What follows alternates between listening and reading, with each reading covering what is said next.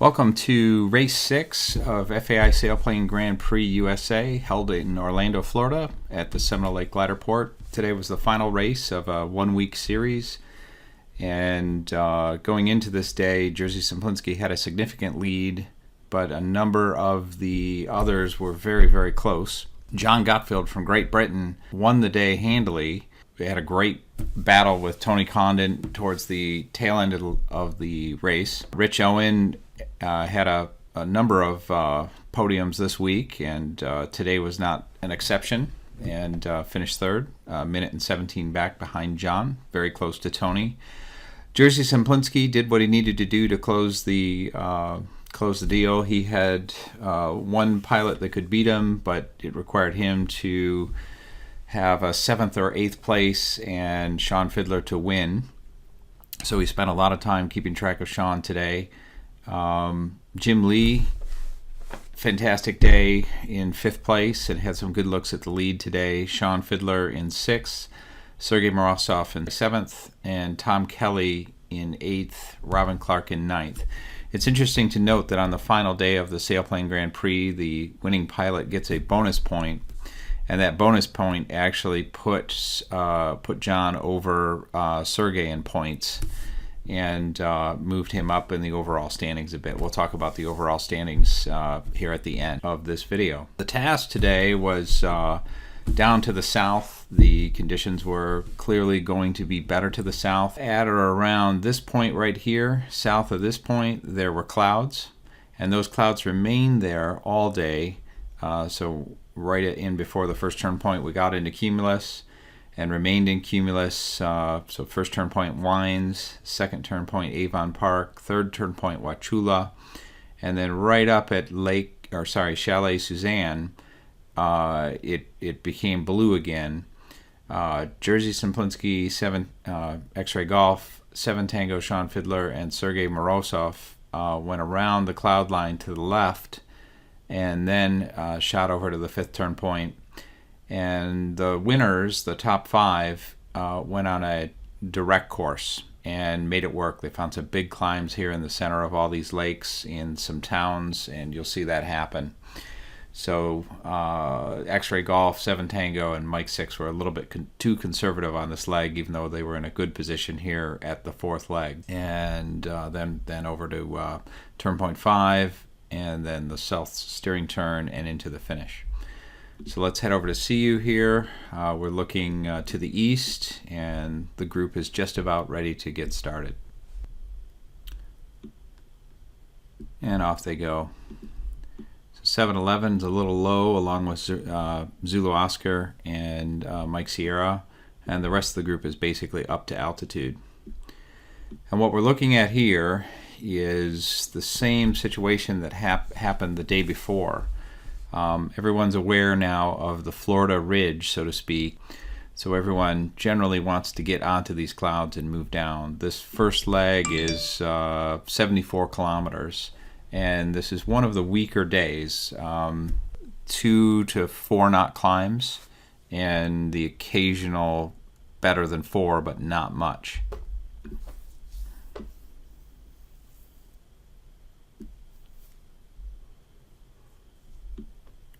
And I'll zoom out a little bit here. So 7-11, a little low on the start, breaks to the right. The gaggle goes here to the left, which is fine, but there was a controlled fire, and 7 Tango goes to that fire and manages to pull another small lead. And I'm slave right now to 1 Charlie, so I'm going to slave to 7 Tango just to get a view of this first leg. So there's the forest fire. It's not much, 3.1 knots, but for 1,700 feet, it's not too bad.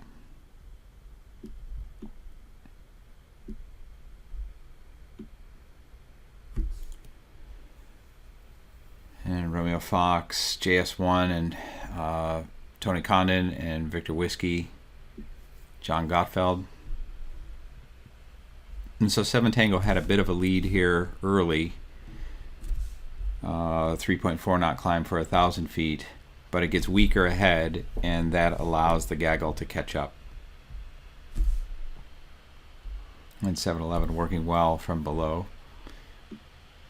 So the gaggle is 7 strong, and then 7 Tango about a mile ahead, maybe a mile and a half. And there's a 2-knot climb, and that's never going to hold the gaggle. We're not to the cumulus clouds yet. This is still in the blue.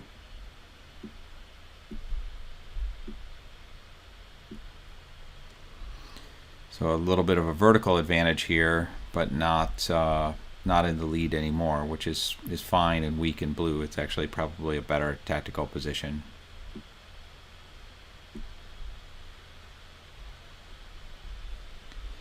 So 3 knots, but only 300 feet.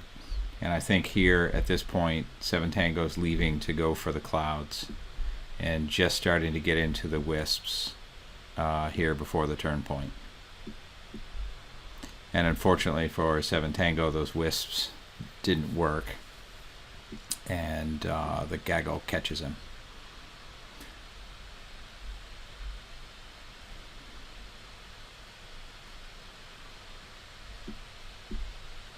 So JS1, Tony Condon, often a lead, followed by Rich Owen just below, and X-Ray Golf and 7 Tango overfly, along with Victor Whiskey, Mike 6, Sergey Morozov, 9-8 Pete Alexander, and JS1's attached right to the bottom of the lead gaggle. And now X-Ray Golf's on top of the gaggle, and Zulu Oscar leading below. And we're just about to get into the second turn point, well down to the south. And this climb's only 3 knots for 600 feet, so not the strongest day, but we are in cumulus. And let's just take a look here. So X-Ray Golf, 7 Tango, the gaggle. Zulu Oscar and 7-11 are a little bit behind, along with Romeo Fox. Romeo Fox is Robin Clark. So now Jersey pulling a bit of a lead, followed closely by 9-8 and 7 Tango. 1 Charlie, which is Jim Lee, and Victor Whiskey in that group as well. The group's down to 2,700 feet now, and looking for a climb. JS1 straight on course, and 7-11 and Zulu Oscar doing the same. So a weak climb there for the gaggle, but gets them back on top. And now Victor Whiskey is closest to Jersey at this point. And JS1 still happy to lead out ahead and a little low.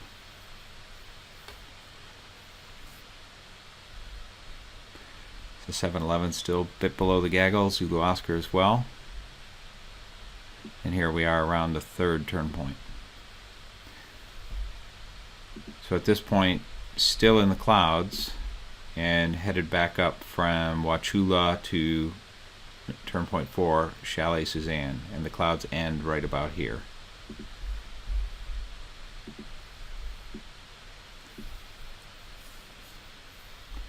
JS1, Tony Condon and 1 Charlie breaking off, taking a little bit more of an eastern line.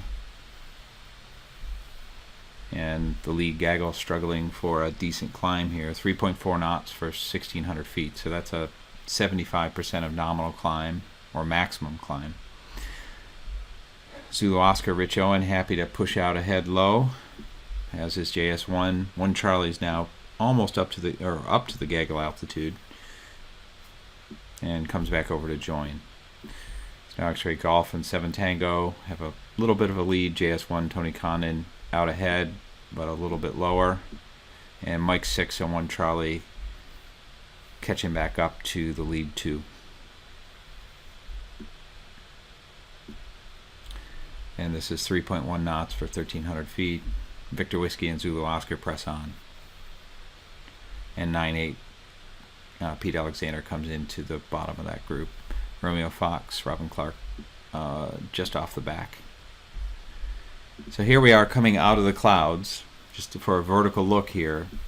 The X-Ray Golf, Jerzy Simplinski and Sean Fiedler, Sergei Morozov and Jim Lee group are vertically well in control. Zulu Oscar's at 2,500 feet. JS1's at 1,900 feet. Victor Whiskey in the middle here at about 3,200 feet, but 7 Tango at 4,700. X-Ray Golf 46, 1 Charlie 46, and Mike 6 46. So at this point in the race, there's a little bit of a fracture in the back. The lead 4, and then the pushers here with, well, there's 2 pushers, Rich Owen and Tony Condon.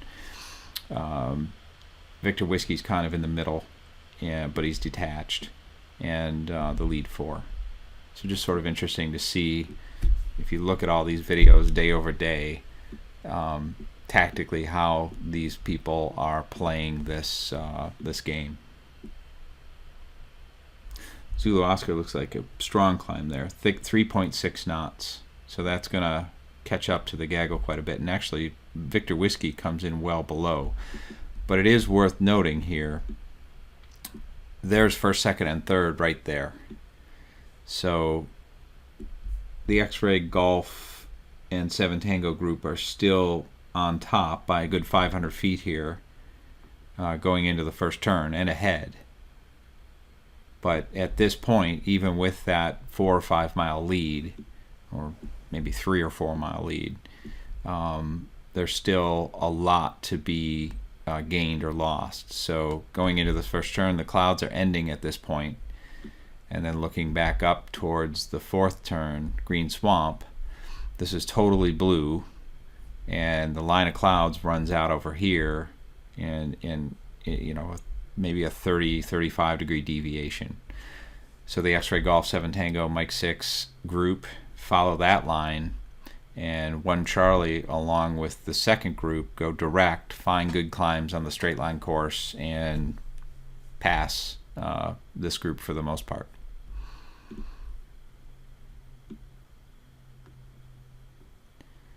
So first and second going through. You can see 1 Charlie split off there. And at this point, I'm going to shift back the view to this group, because this is really where the action is. So 1 Charlie is well ahead, but low, straight on course. This group is making, you can see there, oh, that's more. That's a 45-50 degree deviation on that leg. And you can see the next turn where the mouse pointer is. Sort of interesting to see how this is played, but here's first, second, and third right here from this position. So 1 Charlie going out into the blue here a little low, but these guys are nice and high and play this very nicely.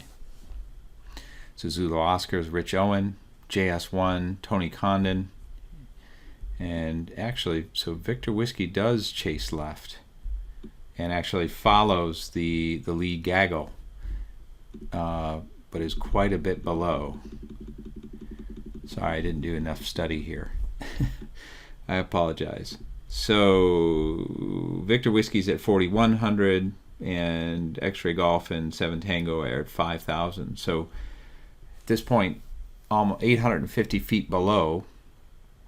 And so it came to this first strong climb, and what I remember here is 7 Tango, myself here, the narrator, Mike 6, and X-Ray Golf followed this line of clouds well to the left. So if you can see my mouse pointer here, and Victor Whiskey broke off clearly at the right time. JS1 and 1 Charlie just committed straight down the leg. This is total blue, no wisps. And actually, Zulu Oscar, interestingly enough, there must be some local knowledge here, went well right, of course. And I remember Tony Khan and JS1 complaining that they were saying not to go right, of course. So there's a little bit of gamesmanship going on here. So it'll be interesting to see how this plays out. So Victor Whiskey, 850 feet below. Jon Gatfield leaves below. And JS1 right down the middle here, looking for a climb down to 3,000 feet. And I'll zoom out here just a little bit. And Victor Whiskey there into a weak climb. And before we lose them, so there's a miss over here for this left group, but look at this deviation. That's unbelievable, 50 degrees. And I felt sickened by doing this, but I didn't want to detach from the clouds, and I was worried that with all these lakes and with a known sinkhole here, that this could be disastrous. And amazingly, the two local guys, one Charlie Jim Lee and Rich Owen, are almost equally deviated right of course here and downwind of these lakes. At least JS1 is kind of on the upwind side of the lakes, and you can see the wind direction here, kind of west-southwesterly. And Victor Whiskey, from a tactical position or viewpoint here, is maybe playing it best because he's windward of the lakes. He's going to come down to leeward of this very large city here. I think that's Lakeland. And he only has to contend with these few lakes right here. And I'll try and position it here so we can keep an eye on this gaggle.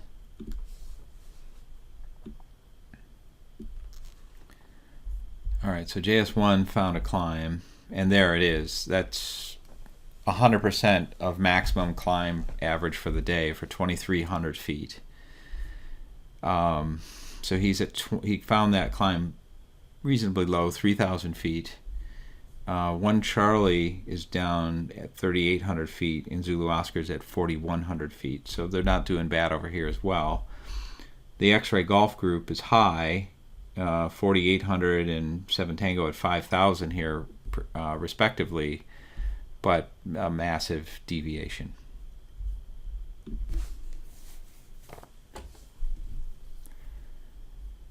And Victor Whiskey, our winner, Jon Gatfield, is down to 2,600 feet here and looking for a climb.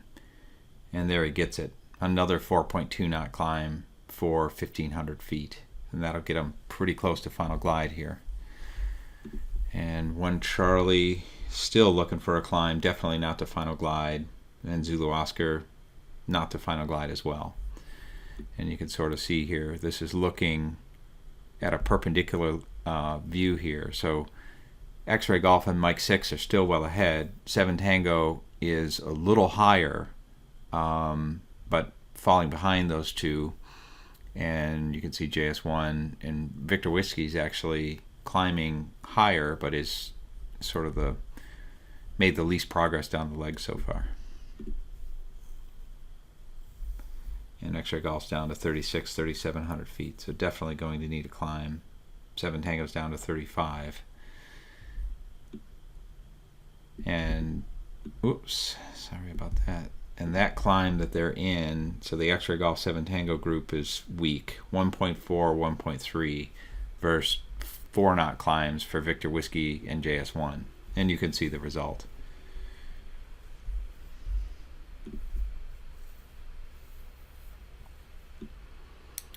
So Zulu Oscar is going to get by one Charlie here, and you can see just a little higher. And JS1 with a 2 or 3 mile lead, but needing more. And Victor Whiskey comes through and bumps the climb and gets into that commanding position. And very funny from his award speech, he said he felt like Darth Vader, "I have you now," at this point. Was quite excited. I'm sure Tony didn't give up very much here and was working hard to find a way to catch up. But Victor Whiskey's at 2,600 and JS1's at 22, so it's a 400-foot difference there. Victor Whiskey's in a real solid position. And you can see, if we go back here to Zulu Oscar, above and ahead, so consolidating third place, no problem. And then X-Ray Golf, 7 Tango got on top of Mike 6, Sergey, and the rest of the group back here. And I believe X-Ray Golf's going to get over the top of one Charlie and finish 4th, leaving one Charlie in 5th, and 7 Tango 6th, and Mike 6 7th. Mike 6 is Sergey Morozov. So let's go back here to our winners, and it's just converting that energy into airspeed. And it looks like Victor Whiskey had a good final glide here. It might have got a little low.